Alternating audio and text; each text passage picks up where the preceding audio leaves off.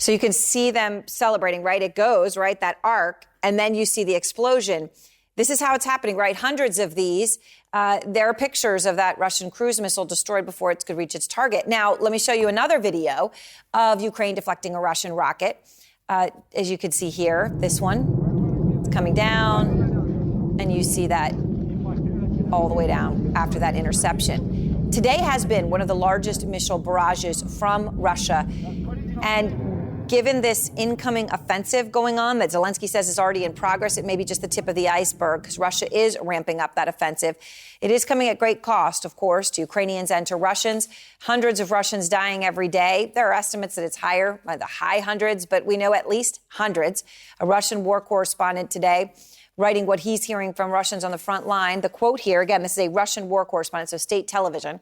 The quote is, "The mobilized men from one region of Russian Federation, I don't want to name them, I'm ashamed of my almost countrymen, refuse to go into battle." Right? So it's clear where he stands, but there is that admission that there are some Russians now refusing to fight. And it comes on the heels of new video of Russians being attacked by other Russians. I want to show it to you. This video is from the Russian regional government of Tuva because they're angry at what they say is happening to their fighters who are from a region north of Mongolia. You see what appears to be soldiers on the ground being attacked. They say they were shot at.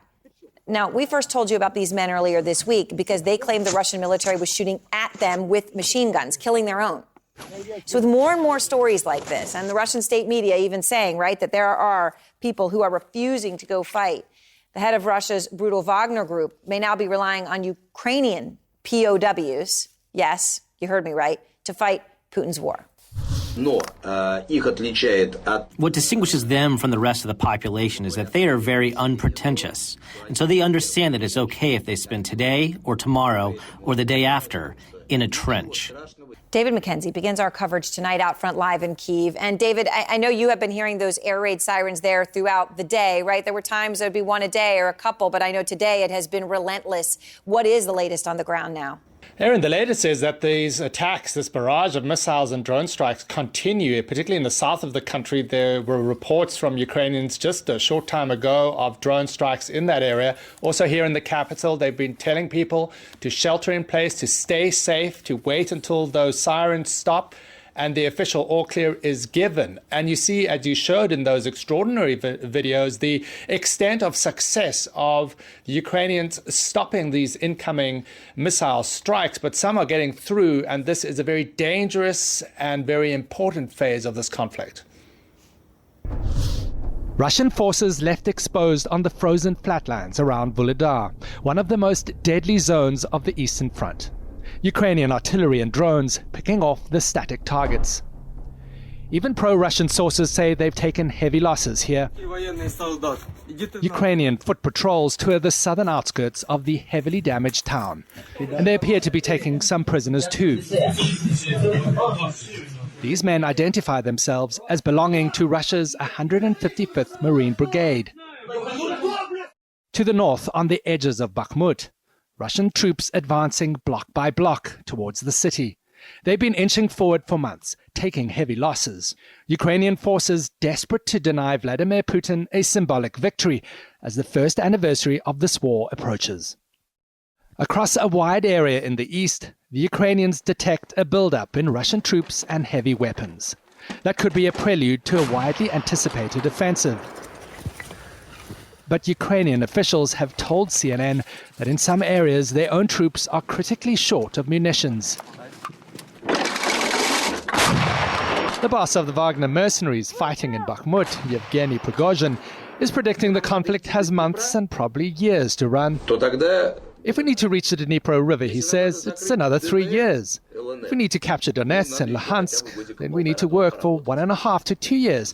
If we need to reach the English Channel, then I have my own perfect plan. Away from the front lines, one of Russia's largest-scale missile attacks in weeks, targeting Ukrainian civilian infrastructure, including this thermal plant in Dnipro. The city of Zaporizhia hit 17 times in 1 hour. A Russian cruise missile struck the power grid.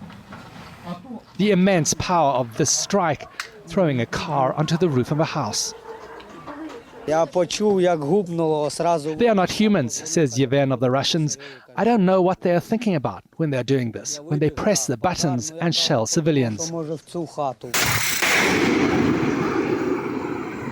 The Ukrainians say they brought down 61 of the 70 missiles fired.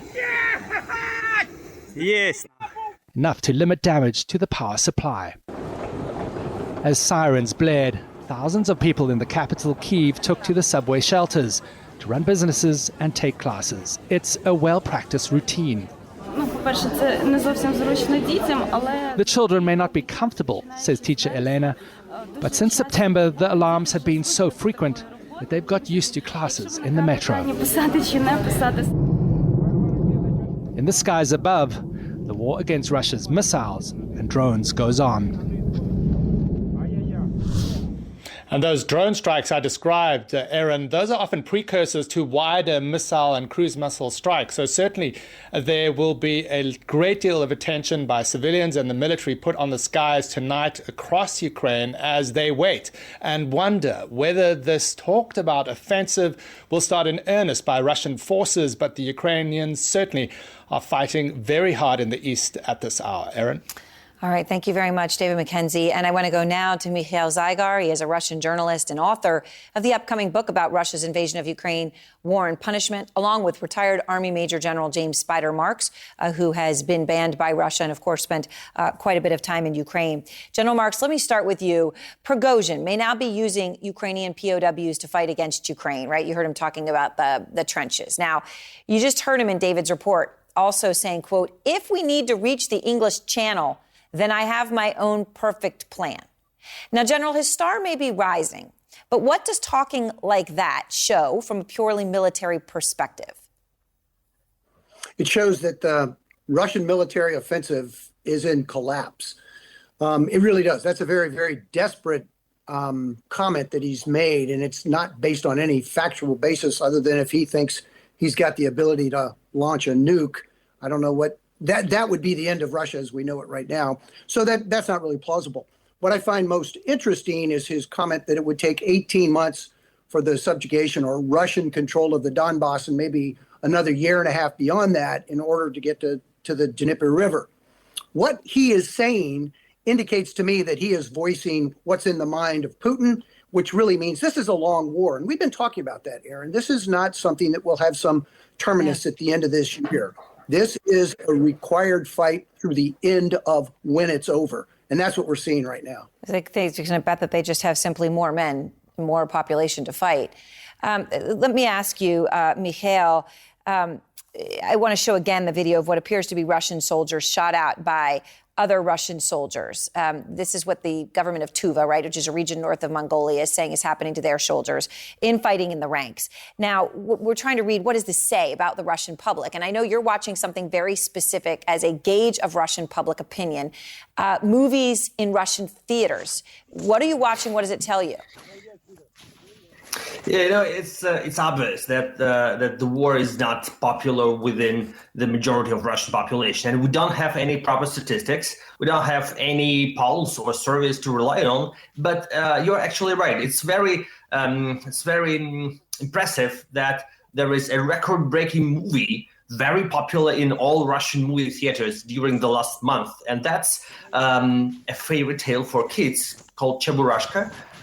That's some creature very well known in all Russia, specifically for kids. And it's also very important that no propaganda movies, no militaristic sagas, blockbusters which are being produced, they have zero popularity. That clearly indicates that majority of Russian population doesn't want to hear anything about the war. They don't want to watch the war on their screens. They want just try to forget about anything, what's happening, and want to return to their childhood, obviously. It's really interesting. You know, it is sometimes those things no one might think of that just say so much, that a fairy tale is what is playing, when there is the option of war-driven propaganda films to watch.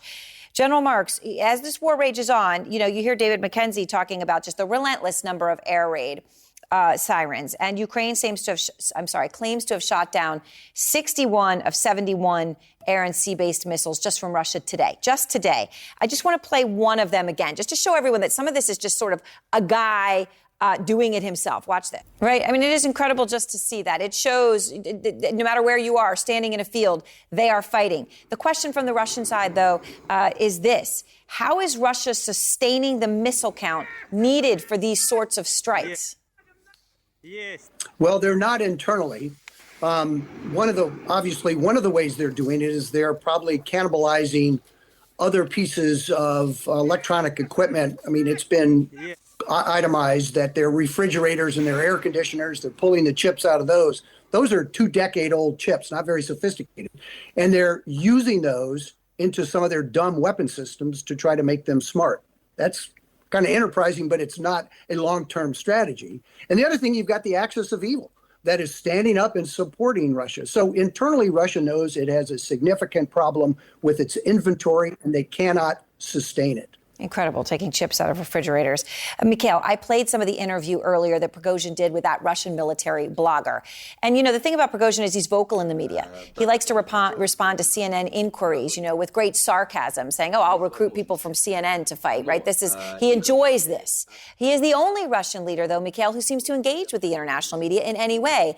And it's in the context of Putin has given him such incredible power. Now I understand, Mikhail, that you were reporting that Putin does start to have some fears, some worries about Prigozhin. Yeah, that's true. And Prigozhin has some problems now because for many months he was used as by President Putin as some kind of counterweight against Russian generals, because Putin was really afraid of Russian army and Russian generals becoming too popular. So he was using Prigozhin against them. Now Prigozhin has become a folk hero and he's becoming too popular. And obviously that's a limit. We know that Prigozhin lost his right to recruit prisoners from Russian prisons. And at the same time, he's getting more rivals. We have recently heard that Gazprom, that's gas monopoly, has created its own private army. So alongside with Wagner Group, we're going to have Gazprom Group probably soon in Ukraine. It is incredible to imagine what is happening when you think about what was a year ago perceived as one of the world's greatest militaries. Now, corporations starting their own mercenary groups to fight alongside. Thank you both very much. And next, the U.S. military taking down another unknown object flying over American water, this time about the size of a car. What was it? Plus, breaking news, we're just learning that Trump's legal team has handed over more documents marked classified, also turned in a computer that include copies of this classified material. And beating the odds, an entire family rescued alive. This family had been buried alive for more than 100 hours. Tens of thousands are dead, and yet there is this one miraculous story of survival in an earthquake that has killed more than 23,000. Tonight, recovery efforts underway after President Biden ordered the military to shoot down a high-altitude object hovering over Alaska. It comes days after a U.S. fighter jet shot down a Chinese spy balloon over the Atlantic. Now, the White House says this object today was flying at 40,000 feet. It said that it posed a potential threat to civilian aircraft, which is very significant. Oren Lieberman is out front. Oren, obviously, you've been doing so much reporting on this. What is the latest you're learning about the object, whether it came from China and the order to shoot it down? Aaron, this entire process moved much faster than the Chinese surveillance balloon, which went over much of the United States before it was shot down. This, according to Northern Command and NORAD, was picked up just yesterday. President Joe Biden gave the order to shoot it down this morning, and then at about 1:45 in the afternoon, which is just as the sun was rising in this part of Alaska, an F-22 fighter jet with an AIM-9X Sidewinder missile went to shoot this down. The reason I'm so specific on the type of aircraft and the type of missile is because that is exactly what was used to shoot down the Chinese balloon off the coast of South Carolina. But it may be that that's where the similarities end in this case. This object, and it's only being called an object at this point by the Pentagon and the White House, was significantly smaller. They estimate about the size of a small car. It didn't appear to have any surveillance capabilities, according to a U.S. official, and it's unclear if it had any sort of propulsion or any sort of engine that made it go in this case. So we don't know much more about this object, and we don't exactly know where it came from, who launched it, who made it, and or anything else really about it right now. We're waiting for more updates from NORAD in this case. As for the recovery effort, it was shot down about 10 miles off the coast of Alaska, pretty close to the Alaska-Canada border there. The water there is frozen. It is within U.S. territorial airspace and sovereign territory, but we don't yet know if they've been able to recover it, to pick it up, to figure out what it is or where it came from. So at this point, a lot more questions than we had at this point than we did with the Chinese balloon after that one was shot down. Aaron, we will certainly keep you posted. All right, Oren, thank you very much. Of course, as we get more on this tonight, we're going to be checking in with Oren over these next few hours. The incident today, though, comes as the Chinese try to beat the U.S. in a new battlefield called near space. That is the area within 60 miles above the Earth's surface. And China wants to nominate it. And as we've seen from the spy balloon, maybe they are. Will Ripley is out front. China's new superpower battlefield, 12 to 60 miles above the Earth, too low for satellites, too high for most jets. The stratosphere, or as China calls it, near space. In 2018, the Chinese military's official newspaper said near space has become a new battlefield in modern warfare. Felix has landed safely back to Earth. More than a decade ago, Felix Baumgartner's free fall jump from near space captivated the world and may have caught the attention of Chinese President Xi Jinping. As early as 2014, he ordered China's Air Force to speed up air and space integration and sharpen their offensive and defensive capabilities. He prioritized development of hypersonic weapons, solar-powered drones, and high-altitude balloons, all designed for near-space flight in the stratosphere's thin air. China's not alone. The U.S. and others are jumping into the near-space race. Back in 2012, a CNN camera captured the view from 100,000 feet on a high-altitude weather balloon. China's suspected spy balloon, which the Pentagon claims was carrying high-resolution cameras and electronic monitoring equipment, could have captured crystal-clear images of highly sensitive areas and monitored military communications, in some ways outperforming China's advanced spy satellites. When you have something that's up at 70,000, 100,000 feet, you can see the horizon over 300 miles away, which is something you really can't do from an aircraft. Now, you can do that from a satellite, but a satellite is pretty expensive to get up there. It takes a little bit of planning to launch it, and then you can't exactly change what it does or fix it once it's there. Navy divers are combing the waters off the Carolina coast so the FBI can piece together the debris of what China calls a civilian weather balloon. Unlike these weather balloons launched by hand from Cape Canaveral, Florida, the Chinese balloon was massive, some 200 feet tall, with a 90-foot, possibly solar-powered payload, the size of 3 city buses. A source familiar with congressional briefings on the balloon said some components had English writing. It's not clear if they were made in America or another Western country. And there is a growing list of countries that are jumping into this near space race, Aaron. China and the United States, of course, also Russia, the United Kingdom, Japan, Israel, South Korea. The list goes on. And this is going to pose incredibly new challenges to the security of the United States and all countries around the world, because not only are these cheaper than satellites, but they're more maneuverable, easier to operate, and as we've seen, much harder to detect. It's amazing. All right. Thank you very much, Will Ripley. And I want to go now to retired Air Force Lieutenant General Charlie Tuna Moore. He was also the former vice director for operations for NORAD, which, of course, was central in the taking down of that object today, General Moore. So the Pentagon says that object is about the size of a small car. At 40,000 feet, they say it was a possible threat to civilian aircraft. I understand that that's smaller than the balloon, which was 3 buses. But to the average person watching, something flying around that's the size of a small car is nothing to sneer at. What do you think it is? Well, that's a great question, Aaron. At this point, we still don't know. But I would anticipate in the coming hours or days, as we recover the pieces of the wreckage, we're going to have a really good idea of exactly where it originated, who belonged to, and what it was up to.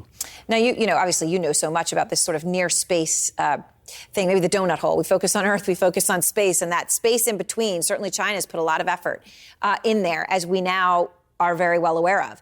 Do you think that this object likely came from China, too? Well, we simply don't know. I mean, we'd have to speculate. I think the key point to remember, though, based on the reporting that we just had is don't think about this as single balloons or single events. We need to think about this as part of a broader enterprise that China's developed from an intelligence, surveillance, and reconnaissance perspective. They're putting things in space. They obviously have airborne aircraft, manned and unmanned. They could fly off the coast and stay outside the 12-mile limit. They have cyberspace forces to conduct those types of missions. And now, of course, they're exploiting the near space.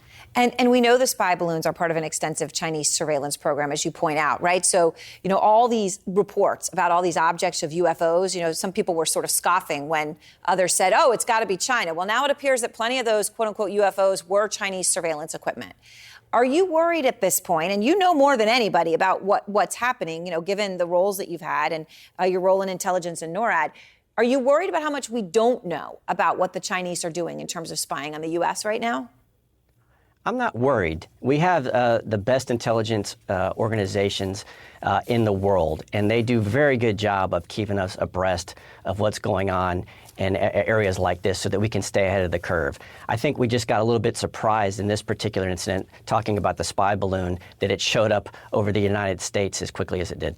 Yeah. All right. Well, General Moore, I appreciate your time. Thank you. Thank you. To Turkey and Syria, though, search and rescue efforts continue around the clock after Monday's earthquake. In Turkey's southeastern province, that is where rescue crews are focused right now. There is more buildings have toppled as well because of the damage. Because of this earthquake, the death toll has now risen to nearly 24,000 people.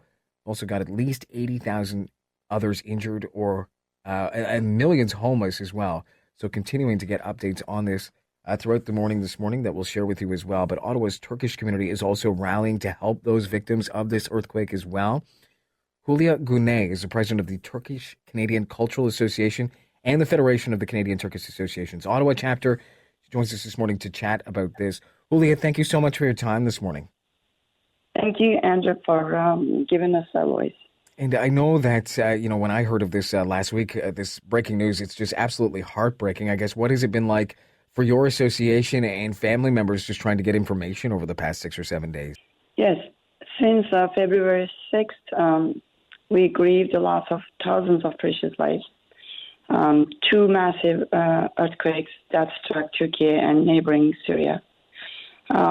We, as the Turkish Federation and the Cultural Association, convey our deepest condolences to all of the victims and families, and also wishing fast recovery to everyone who's injured. On Monday, we knew immediately that the victims of earthquake would urgently need help to survive, recover, and rebuild their lives. So with the help of hundreds of volunteers, we started collecting donations, and we needed a space for it as well immediately. Aussie Optics opened their doors to us, Aussie Dome actually, at 221 Westbrook Road. We also tried to find a space in the last couple of days from the city, but we were not successful. So we have volunteers who lost their members, relatives, friends, and they're there with us crying and helping. People of Ottawa have been reaching out to us with profound sadness and heavy hearts from the first day on. So our mission is to now send much needed help with winter supplies and also financial support for survival and recovery. It does sound, not to interrupt, it sounds like those even left behind right now are very much dealing with a tough situation in terms of, infrastructure and homes and just having shelter. Yes, we have heard that, from the first day on, the city of Hatay, Marash, were one of the worst hit cities. Yes, it is devastating. They're having difficult times. We keep checking with the Turkish embassy to ask, what type of supplies are needed. So right now, portable shower and toilet is a big issue in the region. So they are also trying to reach out to companies to find, how they can get the supplies as well. On our side, if you'd like me to list the supplies, I can do that. But, yeah, absolutely. If there's a need, let us know.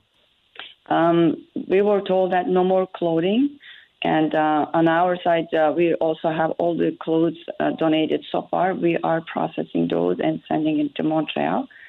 But the most needed stuff is winter tent, sort of like pop-up tents, tent mats, pads, self-inflating kind of camping pads, sleeping bags, blankets, hand and feet warmers, baby food is in demand, diapers, women's pads, and halal canned products. In this case, like canned fish would be a better option. Power bars, protein bars, and off-the-shelf medication like Band-Aid or sterilized wipes. Another one was ear and nose drops, masks, emergency kits, that kind of stuff. I'm just making a list. I'll make sure that I pass it along later on in the show as well. All very needed right now. Just that list that you're also giving us, there are necessities even for sleeping, right? Does that kind of indicate what the situation is for many right now? Hundreds of thousands in Turkey and Syria right now. Yeah, tent is a big issue, and portable shower and toilet. So they are trying to all, receive help from neighboring countries as well. A lot of nations are helping. They directed their search and rescue teams to Turkey. Last time I checked, I didn't have much time to follow up all the news, but Azerbaijan was leading with 720 teams. But Canada, unfortunately, was not on that list.